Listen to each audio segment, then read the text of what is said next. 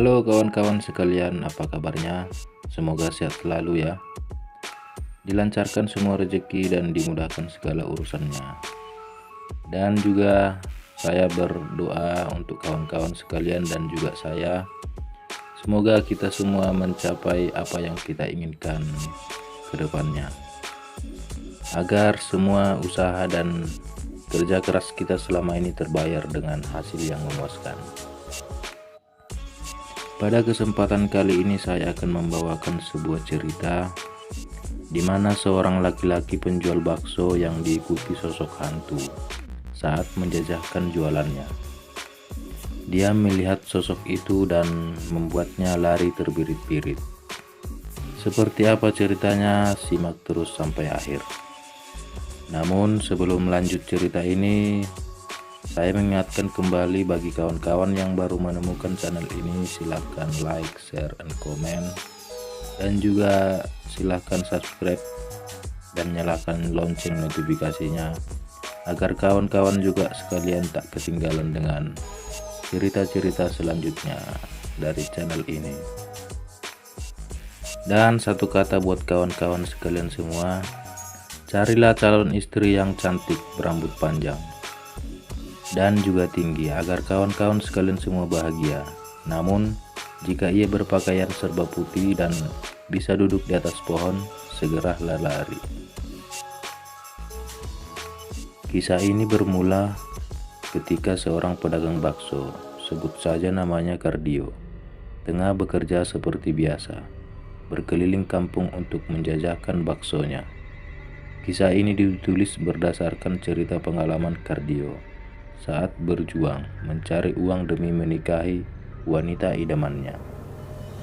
Wajar saja jika seorang lelaki sangat bersemangat ketika memiliki niatan untuk menikahi wanita yang ia cintai. Demikian pula lah dengan Kardio yang sangat antusias dalam berjualan bakso untuk biaya pernikahannya nanti. Waktu itu hari Minggu, malam Senin, di mana penduduk kampung tempat Kardio biasa berkeliling berjualan bakso usai mengadakan pemilihan kepala kampung. Menurut pengalamannya, setiap malam Senin dagangannya selalu laris manis, sehingga di malam itu Kardio sengaja membawa stok baksonya lebih banyak dibandingkan hari-hari biasa. Maklum saja, selain kejar setoran, dia juga merasa perlu bekerja lebih keras agar segera bisa menikahi wanita idamannya sebelum dilamar orang lain.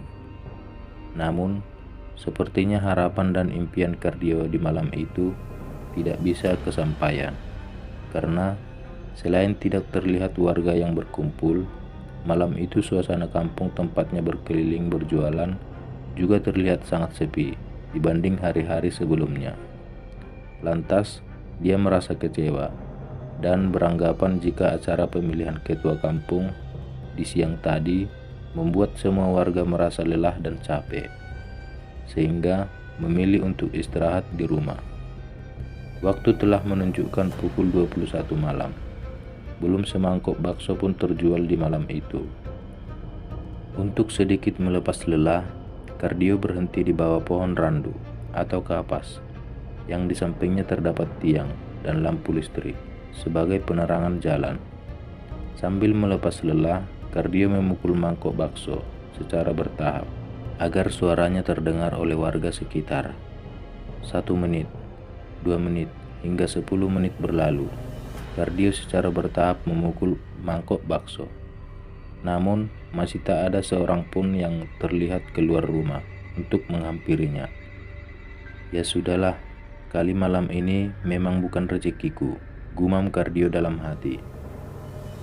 Tak lama kemudian, tiba-tiba terdengar olehnya suara angin gemuruh dari arah berlawanan dan seolah menerpa sekeliling tempat dia berhenti. Anehnya, meskipun terdengar suara angin kencang, namun ranting-ranting pepohonan termasuk pohon randu di sampingnya tak terlihat bergerak. Pengalaman mistis Kardio akhirnya diawali juga, di mana lampu penerangan jalan yang berada di samping pohon randu mati secara mendadak. Dengan refleks, Kardio menengadahkan mukanya ke atas seolah mencari apa gerangan yang membuat lampu itu mati. Saat ia menengadahkan wajahnya, di situ terlihat sosok hantu berpakaian putih yang sedang duduk di atas ranting pohon randu, tepat di atasnya berdiri. Tiba-tiba wajahnya terasa pucat. Tanpa berpikir panjang, Kardio bergegas mendorong gerobak baksonya untuk segera menyingkir dari tempat tersebut.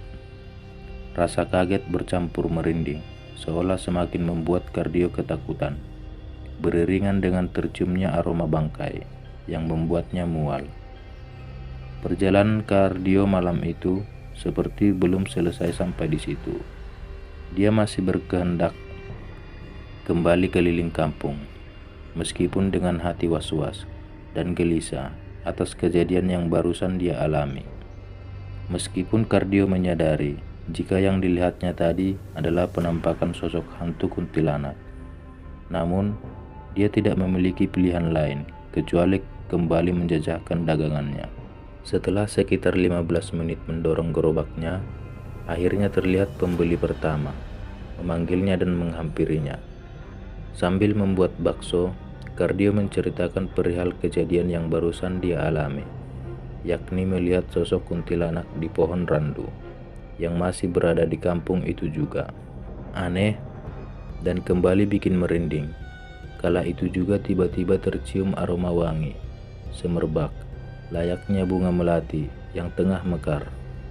Singkat cerita, pembeli telah kembali masuk ke dalam rumah dan Kardio kembali mendorong gerobak sambil memukul-mukul mangkok sebagai pertanda seorang penjual bakso sedang lewat. Tak lama kemudian terdengar suara seorang wanita dari arah belakang, seolah meminta dirinya untuk berhenti. Namun, begitu Kardio menoleh ke belakang, tak melihat seorang pun.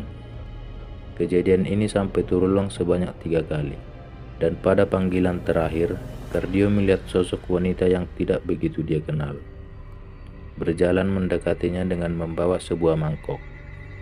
Kardio langsung berhenti karena dia yakin wanita itu adalah seorang pembeli yang ingin membeli baksonya. Kardio pun menunggu pembeli itu, dan seperti biasa dia menunduk ke bawah untuk membesarkan nyala kompor yang dipakai agar air tempat merebus mie segera mendidih.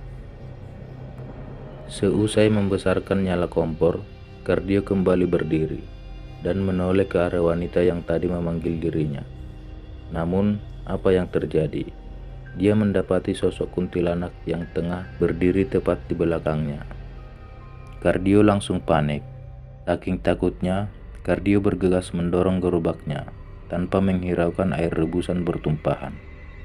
Kardio terus saja mendorong gerobaknya. Sesekali dia menoleh untuk memastikan apakah ia masih diikuti apa tidak. Setelah beberapa menit, Kardio melihat sebuah warung kopi di depan. Dan untung saja warung itu masih buka, dan dia pun singgah di sana. "Ada apa denganmu, Mas? Kenapa kamu tampak pucat dan berkeringat?" ucap pemilik warung. Kardio masih ngos-ngosan dan susah untuk membuka mulutnya. Setelah dia meminta air putih dan meminumnya, Kardio pun mulai bercerita bahwa dia melihat sosok itu. Seolah percaya atau tak percaya, pemilik warung itu mengangguk-anggukkan kepalanya.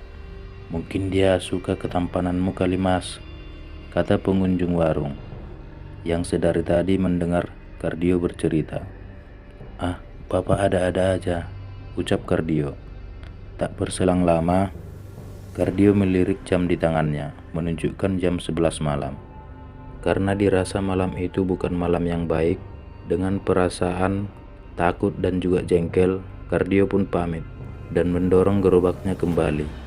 Kebetulan rumahnya tidak jauh lagi, namun setelah sampai di rumah dan dia memarkirkan gerobaknya, dia masih terbayang-bayang oleh sosok itu.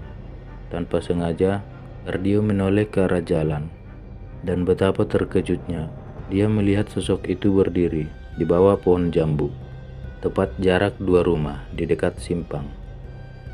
Sekian. Oke lah kawan-kawan, itu saja cerita pada kesempatan kali ini. Semoga kawan-kawanku semua terhibur ya untuk mengisi waktu luangnya. Pesan yang bisa kita ambil dari cerita ini ialah hindarilah cewek-cewek yang mengejarmu jika kamu merasa ketampananmu di atas rata-rata, karena mereka tidak akan baik untukmu. Oke, sekian dari saya. Salam pamit undur diri. Terima kasih.